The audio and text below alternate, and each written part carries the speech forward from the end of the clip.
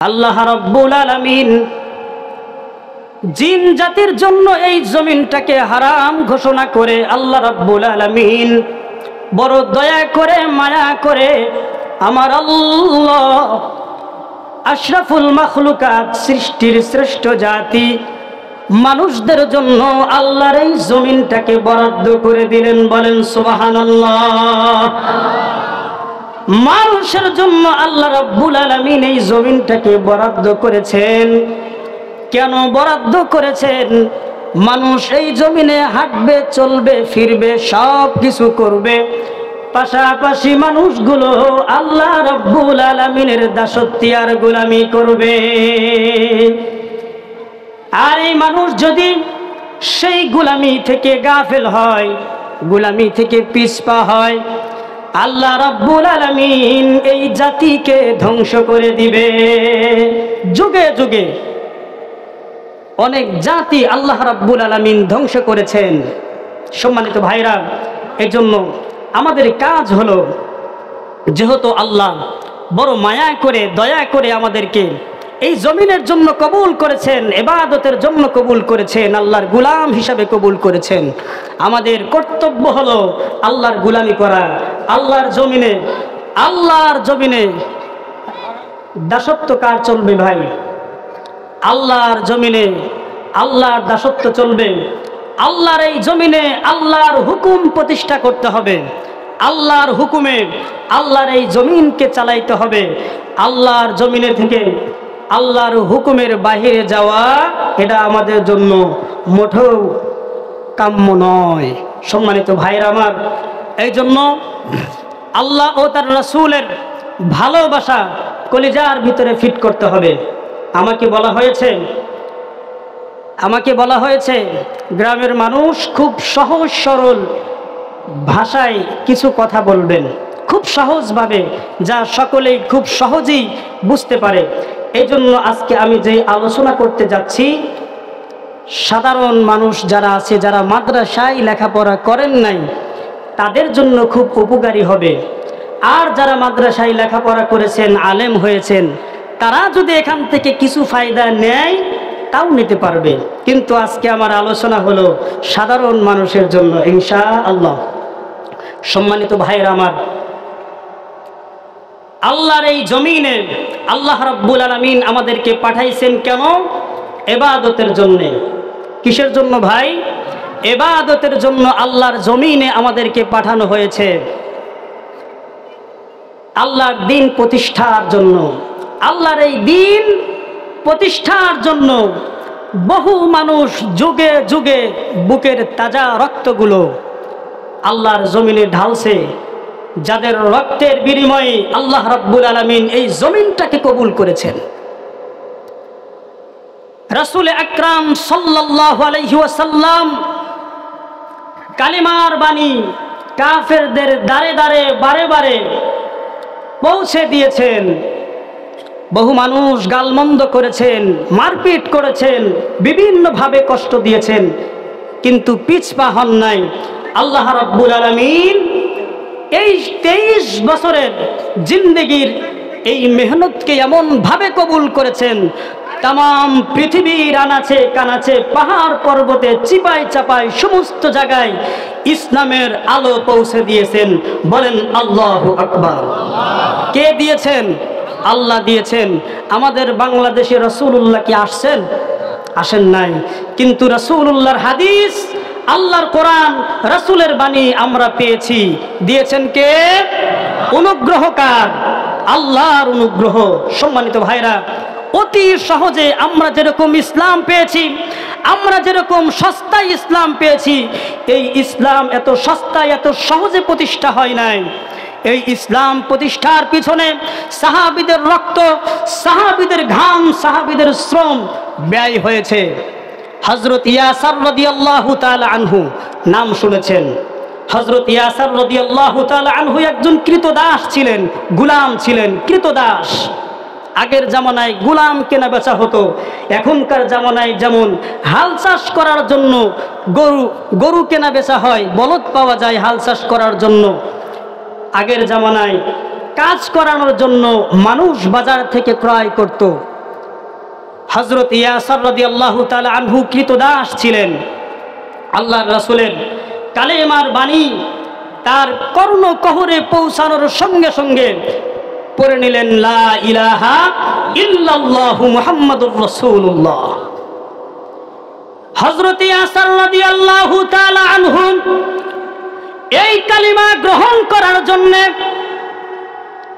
কাফেররা তাকে এমন ভাবে আঘাত করেছিল, আঘাতের পরে আঘাত, আঘাতের পরে আঘাত।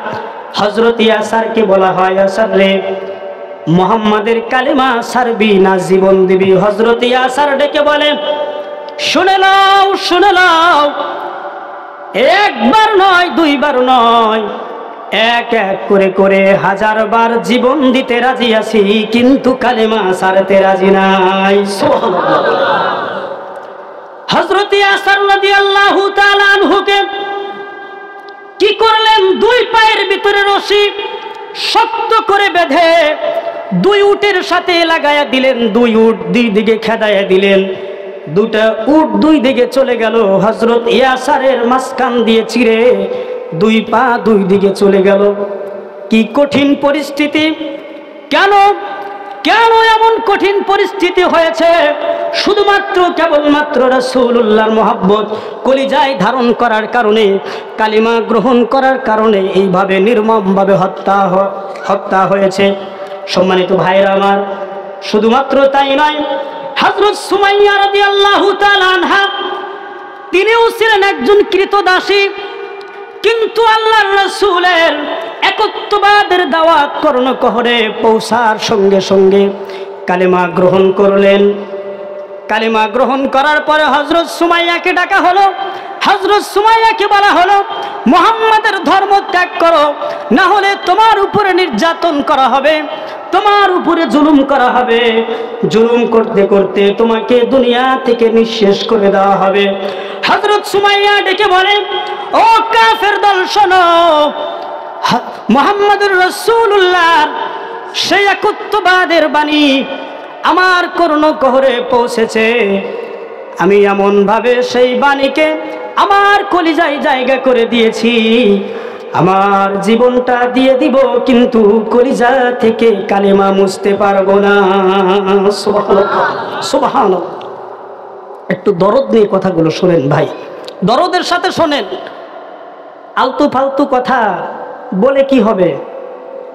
একটু ঈমান বৃদ্ধি করার জন্য দরদের সাথে কথাগুলো শোনেন। সম্মানিত ভাইয়েরা আমার, আরেকজন সাহাবী ছিলেন হযরত বিলাল, আশিক রাসূল হযরত বিলাল রাদিয়াল্লাহু তাআলা আনহু। তিনিও ছিলেন একজন কৃতদাস। উমাইয়া তাকে ক্রয় করেছিলেন। আফ্রিকার মানুষ, নিগ্র কালো আফ্রিকার মানুষ হযরত বিলাল। যখন তার কানের ভিতরে একত্ববাদের আওয়াজ চলে এসেছে, সঙ্গে সঙ্গে হযরত বিলাল পড়ে নিয়েছে লা ইলাহা ইল্লাল্লাহু মুহাম্মাদুর রাসূলুল্লাহ সাল্লাল্লাহু আলাইহি ওয়াসাল্লাম। হযরত বিলাল একত্ববাদের বিশ্বাসী হয়ে গেলেন। হযরত বিলাল কালিমা গ্রহণ করার পরে তার মুনিব উমাইয়া কেমন যেন শুনতে পেরেছে। হযরত বিলালকে ডাকলেন, ডেকে বললেন, বিলাল রে, কি শুনলাম? শুনেছি কালিমা গ্রহণ করেছো। হযরত বিলাল ডেকে বলে, মালিক, যা শুনেছেন সত্য শুনেছেন। আমি রাসূলুল্লাহর মহব্বতের পাগল হয়ে গেছি, রাসূলের ভালোবাসা আমার কলিজায় স্থান করে দিয়েছি। মুনিব, যা শাস্তি হয় মাথা পেতে নিব, কিন্তু রাসূলুল্লাহর মহব্বত কলিজা থেকে এক মুহূর্তের জন্য সরাবো না। আল্লাহু আকবার বলেন। সম্মানিত ভাইরা আমার, এই উমাইয়া হযরত বিলালকে বহুভাবে বললেন, কিন্তু হযরত বিলাল কালিমা ছাড়তে রাজি নয়। সাউন্ডটা যেভাবে ছিল ওইভাবে দিয়ে দেন। হযরত বিলাল রাজি নয়। আমার ভাইরা, হযরত বিলাল রাদিয়াল্লাহু তাআলা আনহু কালিমার উপরে এমন করা হয়ে গেলেন, কালিমা এমন ভাবে আঁকড়ে ধরলেন, নিজের জীবনের উপরে ঝুঁকি চলে আসতেছে কিন্তু কালিমা ছাড়তেছে না। এই উমাইয়া কিছু লোক টাকা দিয়ে ভাড়া করলেন, কিছু যুবক টাকা দিয়ে ভাড়া করে তাদেরকে বললেন তোমাদের দায়িত্ব হলো বিলালকে শাস্তি দেওয়ার।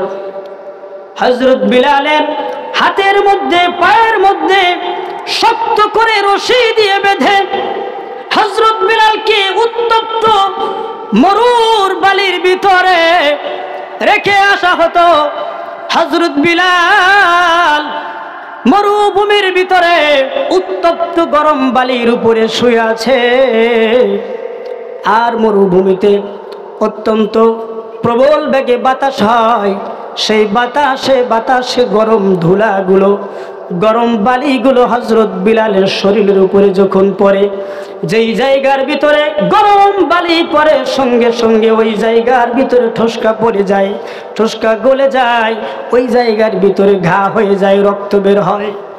দীর্ঘদিন হযরত বিলালের উপরে এমন নির্যাতন শুরু করা হলো, এমন নির্যাতন চলতেছে। হযরত বিলাল কিছুতেই ঈমান থেকে পিছপা হচ্ছে না। উমাইয়া ডেকে বলল, বিলাল, শাস্তি যেভাবে দেওয়া হচ্ছে প্রয়োজনে শাস্তি আরো বাড়িয়ে দেওয়া হবে, এখনো সময় আছে, বলো কালিমা সারবা না ঈমান সারবা, কালিমা সারবা না আমাদের ধর্মে আসবা। হযরত বিলাল ডেকে বলে, জীবন চলে যাবে রে উমাইয়া, আল্লাহর রাসূলের কালিমা আমি ছাড়তে পারবো না। হযরত বিলাল তাহাকে আরো শাস্তি দেওয়া হলো। সেই ভাড়া করা টাকায় ভাড়া করা সেই যুবকদেরকে বলা হলো তার হাতের মধ্যে পায়ের মধ্যে রশি বেঁধে বেঁধে পাহাড়ের উপরে টাইনা হেসরা উঠাও, আবার পাহাড় থেকে টেনে টেনে তাকে নামাও। সেই দুষ্ট যুবকেরা হযরত বিলালের হাত পায়ের ভিতরে শক্ত করে রশি বেঁধে পাহাড়ের উপরে টাইনা টাইনা উঠায়। কিতাবের ভিতরে এসেছে বাজান রে, সেই পাথরের সাথে পাথরের পাহাড়, পাথরের সাথে লাইগা লাইগা চামড়া গোশত উঠে উঠে হাড্ডি পর্যন্ত বের হয়ে গিয়েছিল হযরত বিলালের।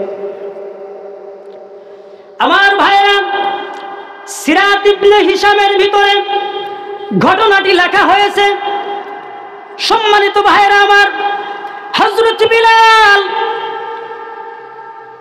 তার শরীর থেকে গোশতগুলো উঠে উঠে যায়, আহারে পাহাড়ের পাথরগুলো রক্তে রঙিন হয়ে যায়, আর হযরত বিলাল মুখের ভিতরে শুধু পড়তে থাকে লা ইলাহা ইল্লাল্লাহ, লা ইলাহা ইল্লাল্লাহ। মুখের ভিতরে কালিমা জারি হয়ে গেছে, মুখ দিয়ে কালিমা পড়তে থাকে। উমাইয়া বলল, এই বিলালকে মদিনার অলিতে গলিতে পাথরের রাস্তায় টানো। পাথরের রাস্তার উপর দিয়ে টানা শুরু করা হলো।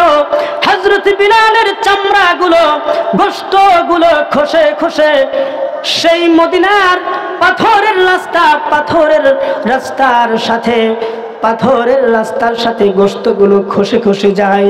হযরত বিলালের শরীরের হাড্ডি পর্যন্ত বের হয়ে যায়। তারপরেও হযরত বিলাল ঈমান ছাড়ে না। উমাইয়া কি করলো? উমাইয়া হযরত বিলালকে উত্তপ্ত গরম বালির উপরে শোয়াইয়া বড় পাথর বুকের উপরে চাপা দিল। কিন্তু হযরত বিলাল এমন সময় একত্ববাদের সাক্ষ্য দিচ্ছে, আহাদ আহাদ আহাদ আহাদ বলে সাক্ষ্য দিচ্ছে, আহাদ আহাদ বলতেছে।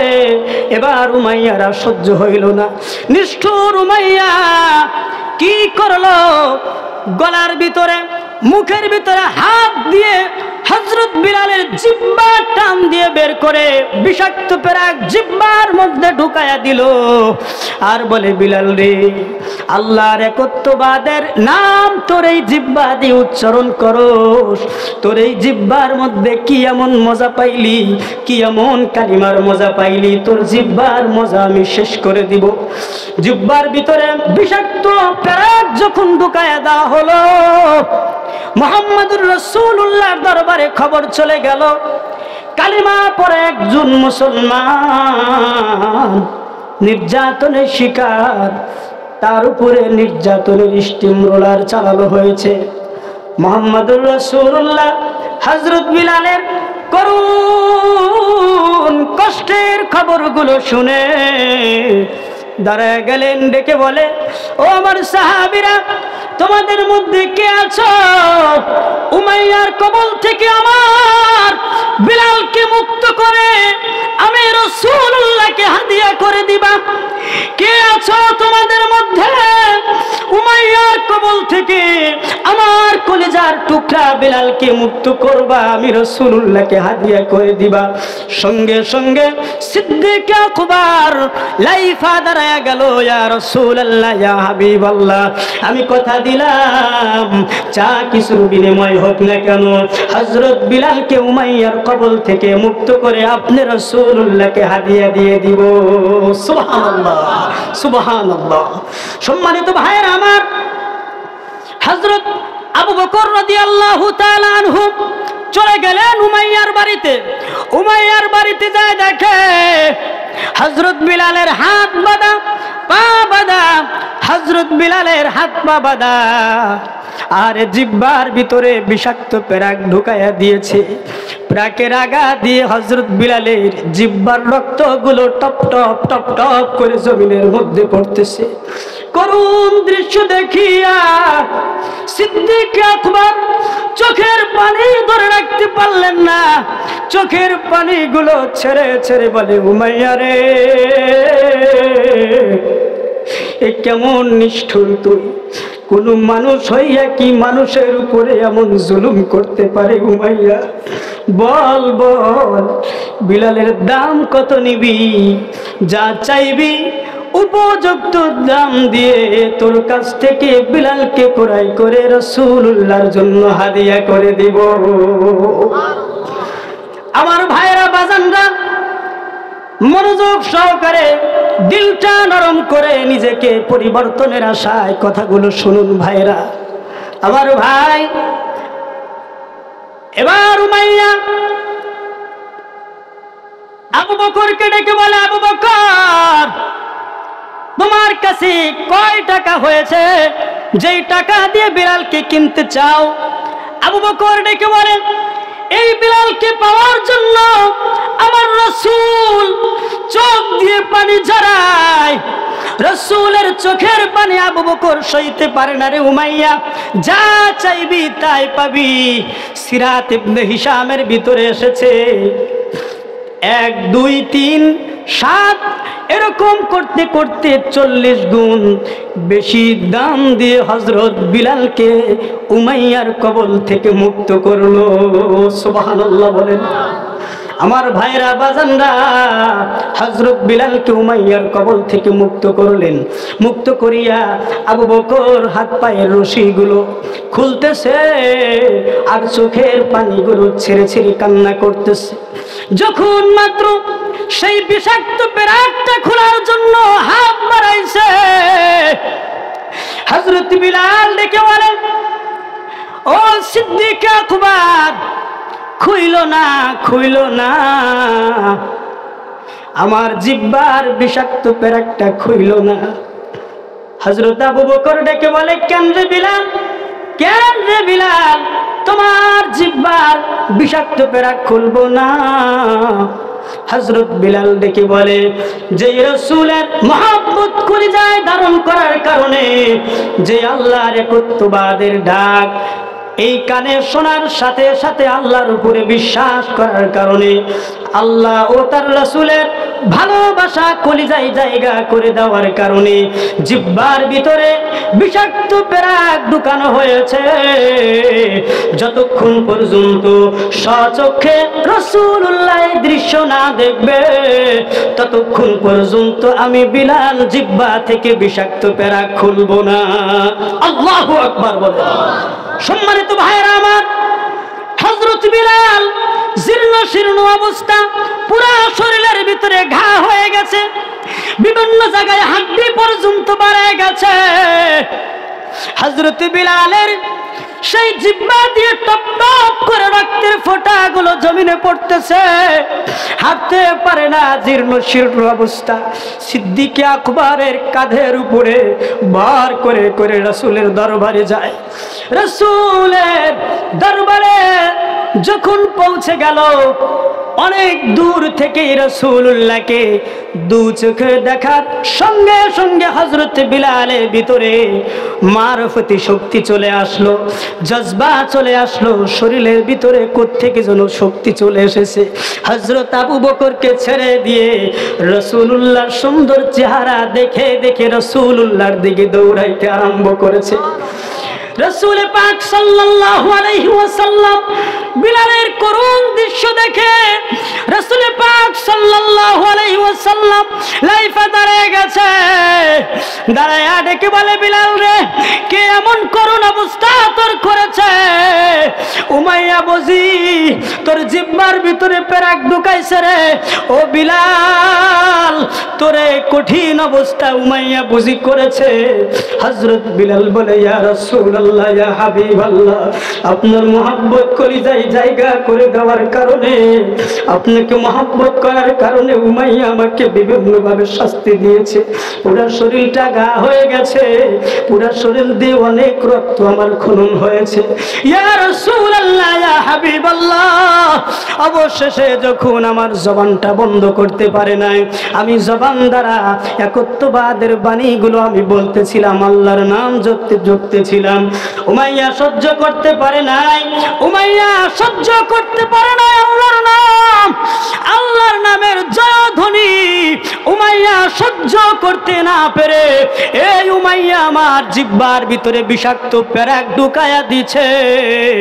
রাসূলুল্লাহর চোখ দিয়ে গাল বেয়ে বেয়ে পানিগুলো বুকের উপরে টপ টপ করে পড়তেছে। এমন সময় রাসূলুল্লাহ আসমানের দিকে তাকাইয়া দুটি হাত এইভাবে উঁচু করে দিয়ে ডেকে বলে, ও আসমানের মালিক, ও জমিনের মালিক আল্লাহ, আপনি জাইনালান, আপনি দেখালান, ওগো আল্লাহ, আমার বিলাল, আমার মহব্বত, আপনার মহব্বত কলিজায় জায়গা করে দেওয়ার কারণে উমাইয়া নির্মমভাবে তাহাকে কষ্ট দিয়েছে, উমাইয়া নিষ্ঠুরের মতন আচরণ করেছে। অবশেষে হযরত বিলালের জিহ্বার ভিতরে বিষাক্ত পেরাক ঢুকানো হয়েছে। ওগো আল্লাহ, বিলালের ঈমানের ব্যাপারে আমি রাসূলুল্লাহ আজকের দিনে সাক্ষী হয়ে গেলাম। সুবহানাল্লাহ বলে। আমার ভাইরা, যেই বিলালের ব্যাপারে, যেই বিলালের ঈমানের ব্যাপারে রাসূলুল্লাহ নিজে সাক্ষী হয়ে যায়, ওই বিলালের কি আর কোন কিছুর দরকার আছে? আর কিছুর দরকার থাকে না। যার ব্যাপারে রাসূলুল্লাহ স্বয়ং সাক্ষী হয়ে যায় আল্লাহ, তার ঈমানের ব্যাপারে আমি রাসূলুল্লাহ সাক্ষী দিলাম। আর বিলালকে ডেকে বলে, বিলাল রে, কষ্ট নিও না মনে, একটা খুশির সংবাদ তোমাকে শোনায়া যায়, একটা খুশির সংবাদ তোমাকে শোনায়া যায় রে বিলাল। বিলাল রে, কষ্ট নিও না। ও বিলাল, শুনিয়া লও, জানিয়া লও, ময়দানে মাশরে বিচার দিবস যখন আরম্ভ হয়ে যাবে, বিচার কার্য শেষ হয়ে যাবে, জান্নাতীরা জান্নাতে চলে যাবে, জাহান্নামীরা জাহান্নামে চলে যাবে। আল্লাহ রাব্বুল আলামিন সর্বপ্রথম আমি রাসূলুল্লাহকে জান্নাত জান্নাতের জন্য মঞ্জুর করবেন। জান্নাতের ভিতরে আমি রাসূলুল্লাহকে সর্বপ্রথম যাওয়ার আদেশ করবেন, কিন্তু আমি রাসূলুল্লাহকে জান্নাতে নেওয়ার জন্য আল্লাহ রাব্বুল আলামিন জান্নাত থেকে বাহন পাঠিয়ে দিবে। জান্নাতি উট আমি রাসূলুল্লাহর সম্মানে পাঠানো হবে, আমি সেই উটের উপরে সওয়ার হয়ে জান্নাতের মধ্যে ঢুকবো। বিলাল রে, ওই দিন এই দৃশ্য দেখার জন্য কোটি কোটি জনতা তাকায়া থাকবে। দৃশ্য দেখার জন্য কোটি কোটি জনতা সেই উটের লাগাম ধরে টেনে টেনে জান্নাতে যাওয়ার জন্য কোটি কোটি জনতাগুলো প্রস্তুত হয়ে যাবে। ও বিলাল শোনো, আমি রাসূলুল্লাহ কথা দিলাম, আমাকে আল্লাহ রাব্বুল আলামিন যেই জান্নাতি উট বাহন হিসাবে আমার জন্য হাদিয়া করবেন, আমি যেই উটের উপরে উঠব, তুমি সেই উটের লাগাম ধইরা ধইরা জান্নাতের মধ্যে প্রবেশ করবা। সুবহানাল্লাহ। আর একটু চিৎকার করে বলেন সুবহানাল্লাহ। আশিকে রাসূল হযরত বিলাল আল্লাহর রাসূলের ভালোবাসা কলিজায় ধারণ করার কারণে আল্লাহর রাসূল ঈমানের ব্যাপারে গ্যারান্টি দিলেন, জান্নাতের ব্যাপারেও গ্যারান্টি দিলেন। যেই জান্নাতি উটের লাগাম ধরে টেনে টেনে নেওয়ার জন্য লক্ষ লক্ষ কোটি কোটি মর্দে মুজাহিদ তারা প্রস্তুতি নিয়ে বসে থাকবে, কিন্তু কারো নসিব হবে না। হযরত বিলাল লাগাম ধরে টেনে টেনে নিয়ে যাবে। আমার ভাইরা, এমন আশিক রাসূল হওয়ার দরকার আছে না নাই? এমন আশিক রাসূল হতে কে কে রাজি? দুই হাত তুলে আল্লাহকে দেখান। আল্লাহ আমাদের সকলকে আশিক রাসূল হিসাবে কবুল করেন, বলেন আমিন। সম্মানিত ভাইরা আমার, এই হযরত বিলাল আল্লাহর রাসূলের এত নিকটবর্তী হয়ে গেলেন, এত প্রিয় হলেন। হযরত বিলাল ছাড়া সাহাবীদের ভিতরে সুন্দর সুন্দর কণ্ঠের অধিকারী বহু সাহাবীরা ছিল, কিন্তু আজান দেওয়ার জন্য, মুয়াজ্জিন হওয়ার জন্য আল্লাহ রাব্বুল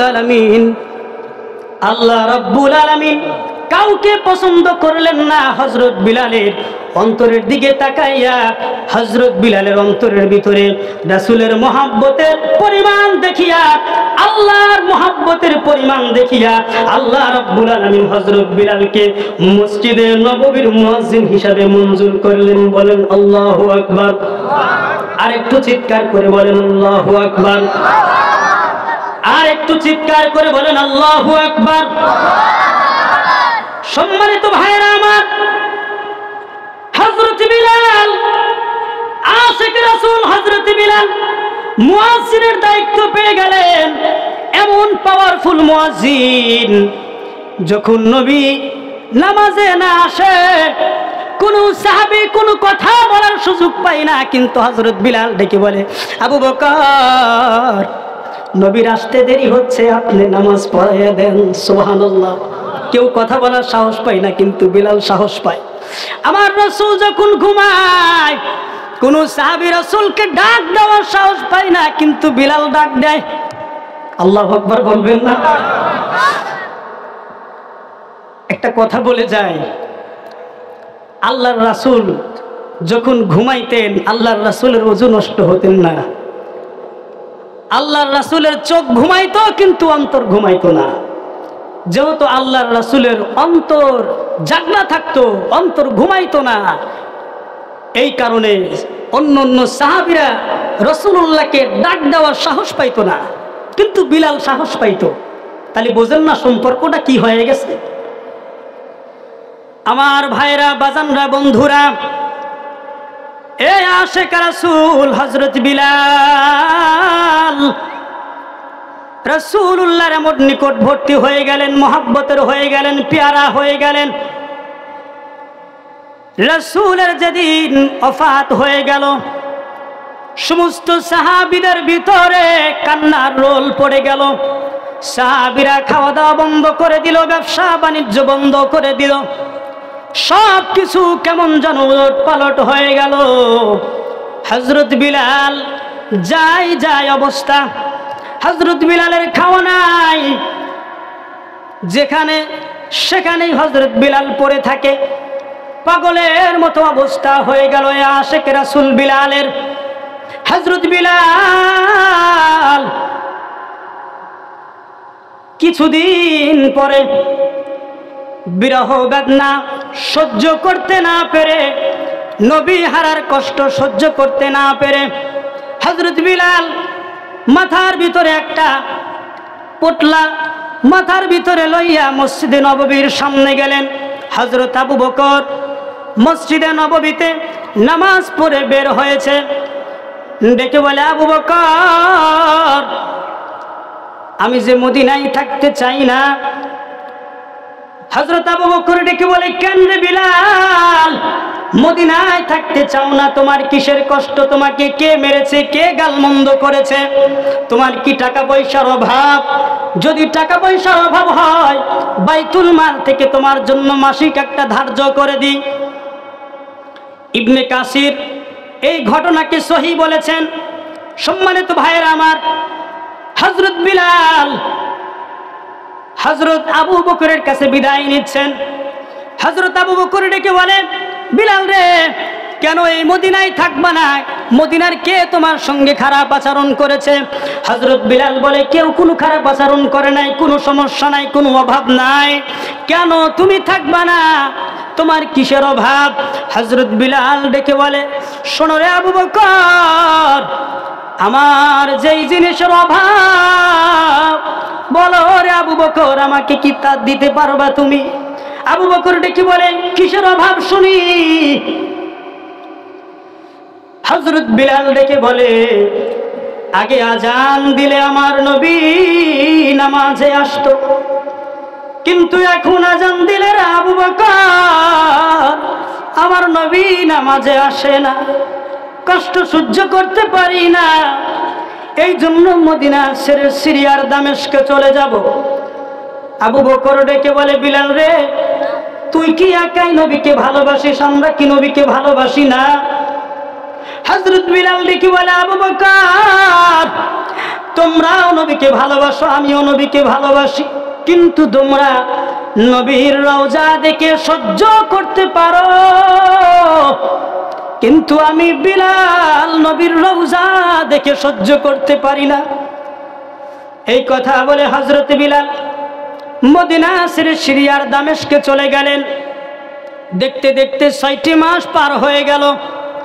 ৬টি মাস অতিবাহিত হয়ে গেল। ৬টি মাস অতিবাহিত হওয়ার পরে ঘুমের ঘরে স্বপ্ন যোগে মদিনার কামলিওয়ালা নবী হযরত বিলালকে ডেকে বলে, বিলাল রে, এ কেমন জুলুম তুমি আমার সাথে করতেছো? এ কেমন জুলুম? আমিও মদিনার মাটি আপন করলাম, তুমিও মদিনার মাটি ছেড়ে দিলা। বিলাল আয়, তোর কণ্ঠে আজান শুনতে মনে চায়, কতদিন হয়ে যায় তোর কণ্ঠে আজান শুনি না। বিলাল, আর দেরি করিস না, আয় আয়, আয়েশা তোর কণ্ঠে একটু আজান শোনা, আমি রাসূল তোর কণ্ঠে আজান শুনতে চাই। হযরত বিলাল আচমকা জাগ্রত হয়ে গেলেন। আচমকা জাগ্রত হইয়া হযরত বিলাল সিরিয়ার দামেস্ক থেকে দৌড় দিয়েছে। 3 দিন 3 রাত্র পর্যন্ত দৌড়ে দৌড়ে রাতের অন্ধকারে তাহাজ্জুদের রক্তে মসজিদে নববীর পাশে জান্নাতের টুকরা রওজা মুবারকের পাশে এসে পড়ে গেলেন। ১৫০০ বছর আগের কথা বলছি। ১৫০০ বছর আগে আমার রাসূলের রওজা মুবারক কাঠের জালি দিয়ে সুন্দর করে ঘেরাও ছিল।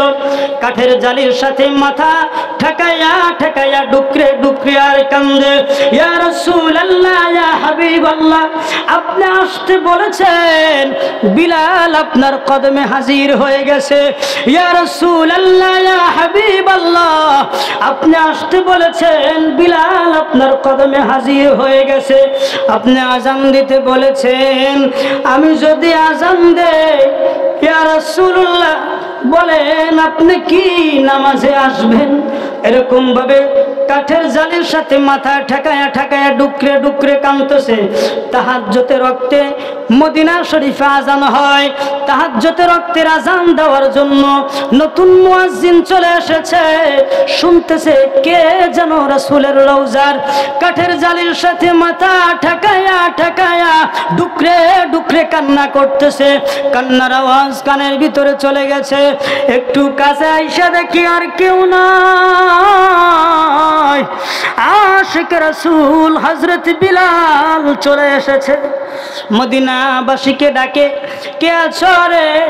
দেখ রে দেখ, নবীর মুয়াজ্জিন বিলাল চলে এসেছে। ৬০ মাস পরে নবীর মুয়াজ্জিন বিলাল চলে এসেছে।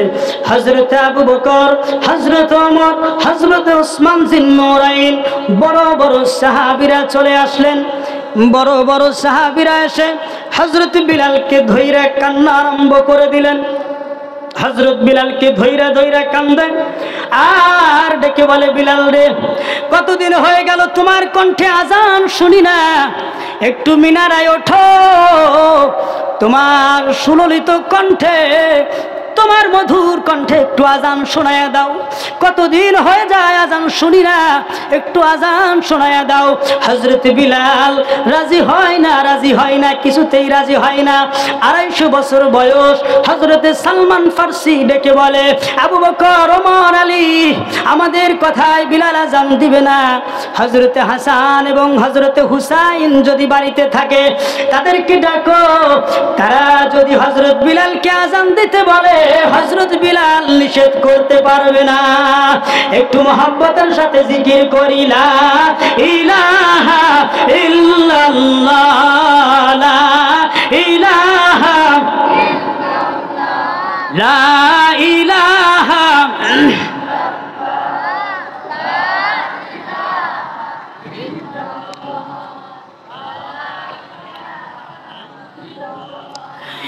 নেই কোন মাবুদ আল্লাহ ছাড়া, নেই কোন মাবুদ আল্লাহ ছাড়া, লা ইলাহা লা ইলাহা ইল্লাল্লাহ, লা ইলাহা ইল্লাল্লাহু মুহাম্মাদুর রাসূলুল্লাহ সাল্লাল্লাহু আলাইহি ওয়াসাল্লাম। সম্মানিত ভাইরা, আমি আলোচনা করতেছিলাম, আমি বুঝাইতে চেয়েছিলাম রাসূলের আজমত, হুব্বে রাসূল, রাসূলুল্লাহর মুহাব্বত আমি বুঝাইতে চেয়েছিলাম। সম্মানিত ভাইরা আমার, হুজুর চলে এসেছে। আমি হুজুরকে বসিয়ে রেখে বেয়াদবি করব না। সম্মানিত ভাইরা আমার শেষ কথা এতটুকু, শেষ কথা এতটুকু আপনাদের জন্য, আপনাদের হায়াতের জিন্দেগিতে রাসূলুল্লাহর মহব্বতটা কলিজায় ধারণ করবেন তো ইনশাআল্লাহ। আর বহু দূর থেকে এসেছি, কি আপনাদেরকে দিতে পারলাম? কিছুই দিতে পারলাম না। শেষ শেষ মুহূর্তে একটা আমল দিয়ে যাচ্ছি। আল্লাহর রাসূল বলেছেন, কোনো ব্যক্তি যদি আমি রাসূলের উপরে 1000 বার দরুদ শরীফ পাঠ করে, কতবার? 1000 বার দরুদ শরীফ পাঠ করে, আল্লাহর বান্দার কাছে ততক্ষণ পর্যন্ত মালাকুল মউত আসবে না যতক্ষণ পর্যন্ত না আল্লাহর বান্দা তার স্থায়ী শান্তি সুখের ঠিকানা জান্নাত না দেখবে। সুবহানাল্লাহ বলে।